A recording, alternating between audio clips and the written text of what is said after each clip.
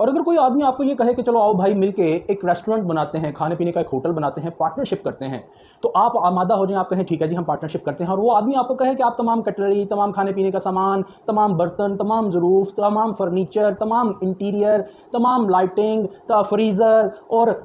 जग गिलास मेज़ और तमाम रॉ मटेरियल आप लेकर के आएँ। आप कहें जी ठीक है मैं ले आता हूँ, मगर आप क्या करेंगे? वो कहे कि जनाब मैं सिर्फ आपका साथ दूंगा, तो क्या आप उससे पार्टनरशिप करेंगे? आप तो उसे 10 जूते सर पे मारेंगे कि तुमने मुझे बेवकूफ़ समझ लिया कि सब कुछ मैं करूं, और पार्टनरशिप काहे की है 50% की। मगर क्या किया जाए कि ऐसी ही एक पार्टनरशिप हम शादी में करते हैं, और तमाम चीज़ें खाने पीने की, बर्तन, रज़ाइयाँ, कंबल, bed, furniture, fridge, freezer, television, LEDs, LCDs, वो तमाम चीज़ें लेकर के जाती है। और वो जो पार्टनर होता है, जो पार्टनरशिप होती है मियाँ बीवी की, वो जनाब वो कहता है कि मैं सिर्फ आपका साथ दूंगा। इस्लामी नजरियाती कौंसिल ने जहेज 2 तोले सोना कर दिया, तो जहेज डाउरी को तो आप जनाब प्रमोट